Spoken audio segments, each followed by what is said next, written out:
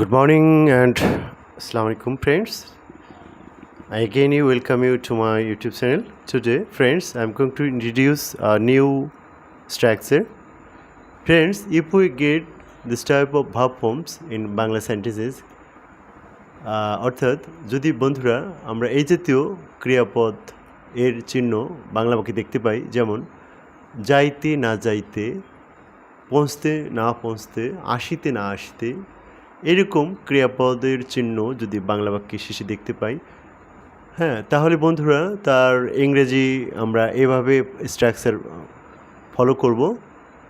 প্রথমে যে অংশটাতে যাইতে না যাইতে, পৌঁছতে না পৌঁছতে, আসিতে না আসিতে এইরকম ক্রিয়াপদ থাকবে, সে অংশটাতে আমরা no sooner had plus subject plus V3 then OW means other word, then THN, then plus subject plus V2 plus OW.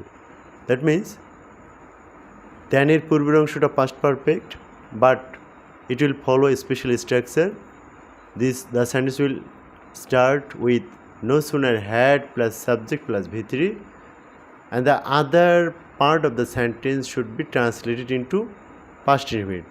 That means subject plus V2 plus OW is to be used here. So let's practice the structure. Suman আসিতে না আসিতে আমরা স্কুলে পৌঁছলাম। So বন্ধুরা, সুমন আসিতে না আসিতে এই অংশটা যেহেতু আসিতে না আসিতে আছে, তাহলে এই অংশটার অনুবাদে আমরা এই স্ট্রাকচার ফলো করব। No sooner had plus subject plus V3. So no sooner had, এখানে subject Suman, so no sooner had Suman, এখানে আসার ইংরেজি হচ্ছে কাম, সো কাম কেম কাম, এখানে V3 কামের past participle or V3 come. So no sooner had Suman come, then we reached school, then we reached school. Suman আসিতে না আসিতে আমরা স্কুলে পৌঁছলাম। No sooner had Suman come, then we reached school. So next sentence বন্ধুরা, আমরা স্টেশনে পৌঁছতে না পৌঁছতে ট্রেনটি ছেড়ে দিল। No sooner had we reached the station, then the train left.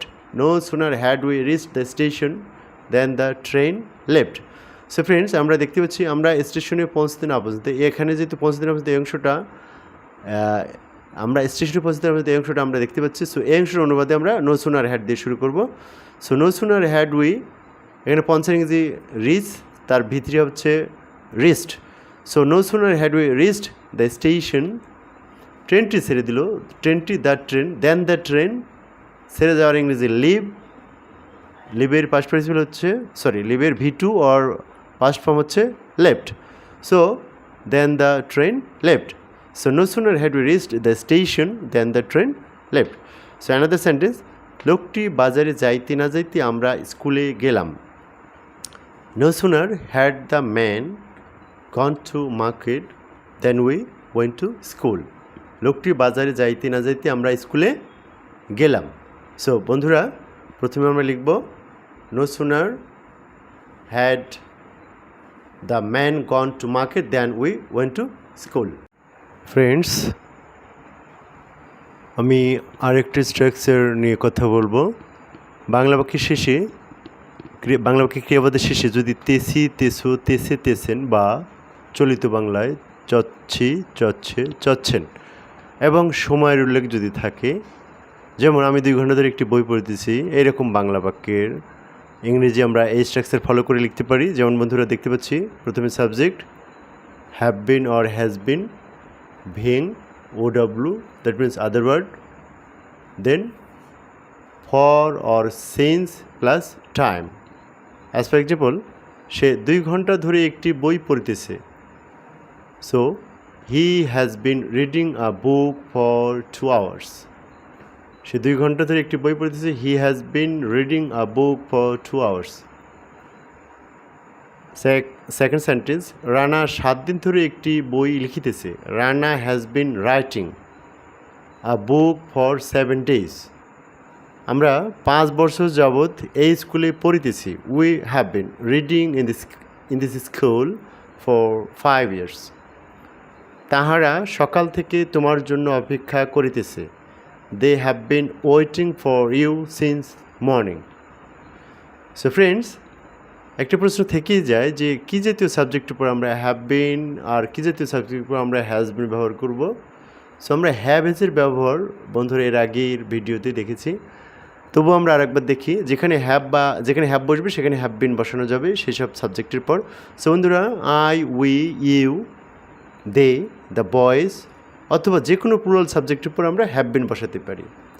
এখানে আমরা লক্ষ্য করি, I have bin reading a book for 2 hours, we have been reading a book for 2 hours, you have been reading a book for 2 hours, they have been reading a book for 2 hours, the boys have been reading a book for 2 hours, or the people have been reading a book for 2 hours. Friends, আরেক জাতীয় subject আছে যাকে আমরা third person singular বলে থাকি।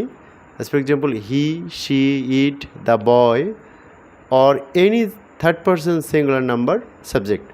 As for example, the student, the girl, the man, the dog, the cat, এই জাতীয় subject উপর আমরা হ্যাজ বিন ব্যবহার করব। সো ছেলেটি 5 দিন ধরে জ্বরে ভুগিতেছে। The boy has been suffering from fever for 5 days. ছেলেটি সকাল থেকে একটি বই পড়িতেছে। The boy has been reading a book since morning. So আমরা লক্ষ্য করলাম বন্ধুরা, হি, শি, ইট এই জাতীয় থার্ড পারসন সিঙ্গুলার নাম্বার সাবজেক্টের উপর হ্যাজ বিন এবং থার্ড পারসন সিঙ্গুলার ব্যতীত অন্য সব সাবজেক্টের উপর আমরা হ্যাভ বিন ব্যবহার করব।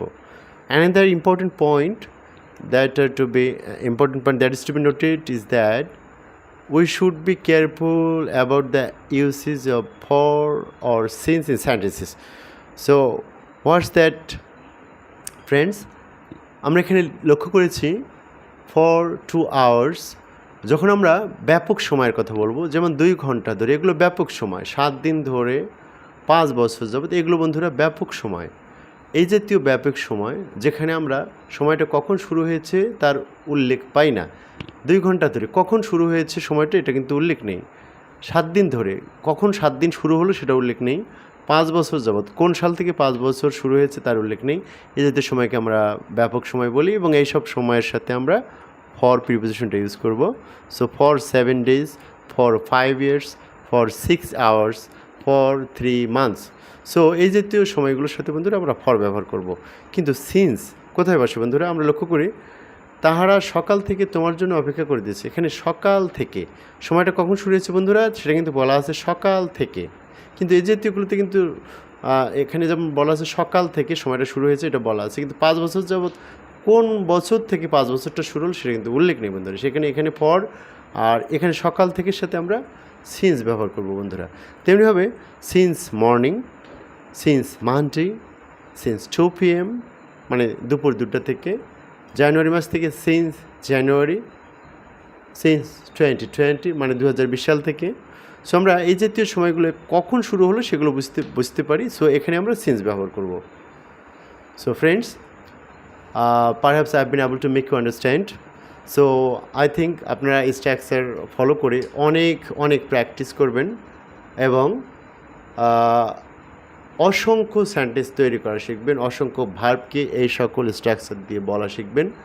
একটা সময় আসবে যখন অনর্গল ইংরেজি বলতে পারবেন। তো again I request you to subscribe my channel and recommend it to your friends. So thank you friends.